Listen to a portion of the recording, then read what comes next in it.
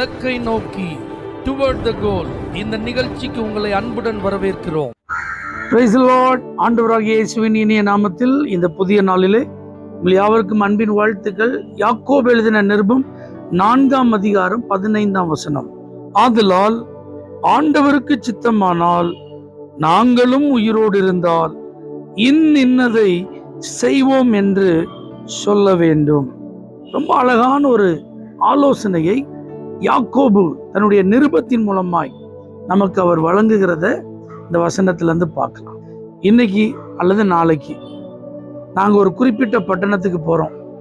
அங்கே தான் நாங்கள் தங்கி இருந்து வியாபாரம் பண்ண போகிறோம்.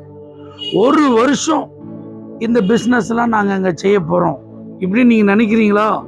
இப்படி நீங்கள் சொல்கிறீங்களா?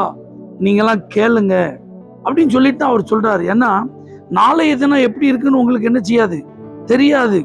அது கொஞ்ச காலம் தோன்றி பின்பு தோன்றாமற் போகிற புகையை போல இருக்கு. அதனால தேவ சித்தம் இருந்தா, நாளைக்கு நாங்கள் உயிரோடு இருந்தா இதெல்லாம் அப்படின்னு நீங்க சொல்லுங்க அப்படின்ற. அப்ப இது எதை நமக்கு காண்பிக்கிறதுனா, முழுக்க முழுக்க நம் தேவனையே சார்ந்திருக்கிறோம், தேவனையே நம்பி இருக்கிறோம். அவர் நமக்கு அதை வாய்க்க செய்தாதான், அவருடைய விருப்பம் என் வாழ்க்கையில நிறைவேற வேண்டும் என்கிற வாஞ்சியோடு வாழ்ந்தால்தான் அப்படிங்கிறத நம்ம வெளிப்படுத்துறோம். அப்ப இன்னைக்கு நம்ம பிராக்டிக்கலா யோசிச்சு பார்ப்போமே.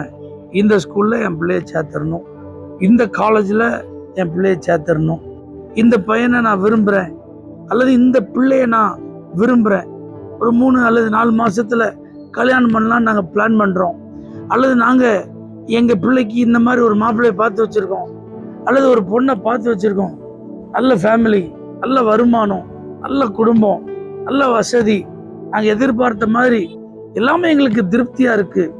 இந்த மாதிரி எல்லாவற்றையும் நாம் நம்முடைய வசதிக்கு ஏற்றாற் போல, நம்முடைய விருப்பத்திற்கு ஏற்றாற் போல நாமே திட்டம் பண்ணி நாமே தீர்மானித்து செயல்படுகிறதை வேதம் நமக்கு வலியுறுத்தவில்லை. திட்டமிடுதல் நல்லது, நம்முடைய காரியங்களை குறித்து நாம் கலந்து ஆலோசிப்பது நல்லது. ஆனா இதை என்னால செய்ய முடியும், இதை நான் தீர்மானித்திருக்கிறேன், இப்படித்தான் நான் செய்ய போறேன், இதுதான் நடக்க போகுது, இப்படிதான் நடக்க போகுது, நாங்க இதை தீர்மானிச்சிட்டோம், யாரால இதை மாற்ற முடியாது, நாங்க இதை முடிவு பண்ணிட்டோம், யார் இதற்கு எதிர்த்து நிற்க முடியாது. இல்ல, தேவனுடைய சித்தம் இருந்தா, நாளைக்கு உயிரோடு இருந்தா இதெல்லாம் பார்க்கலாம். அப்ப தேவ பிள்ளைகளை வசனத்தின்படி வாழ நம்மை அர்ப்பணிப்போம். கர்த்தர் நமக்கு நல்ல பலனை தருவாராக, கர்த்தர் நமக்கு நல்ல ஜீவனுள்ள நாட்களை தருவாராக, கர்த்தர் நமக்கு நல்ல அனுகூலங்களை தருவாராக, நாம் நினைப்பதை காட்டிலும் அதிகமான ஆசீர்வாதங்களை கர்த்தர் வாய்க்க பண்ணுவாராக. அதனால எல்லாவற்றையும் தேவ அனுமதியோடு தேவ விருப்பத்தின்படி நாம் செய்வதற்கு நாம் அர்ப்பணிப்போம். கர்த்தர் ஏற்ற காலங்களில் நடைபெற வேண்டிய ஒவ்வொரு விஷயங்களிலும் தன்னுடைய ஆசீர்வாதங்களை வெளிப்படுத்துவார். பரிசுத்த பிதாவே, உம்முடைய சித்தத்தின்படி என்பதுல நாங்க கவனமா இருக்க நீங்க அனுமதித்தாதான் எல்லாம் எங்களுக்கு வாய்க்கும் என்பதில் உறுதியாயிருக்க கிருபித்தார். இயேசுவின் நாமத்தில் பிதாவே, ஆமென். For prayer contact Pastor J. Kumar, El Shaddai Ministries, 9500252586, Surandai.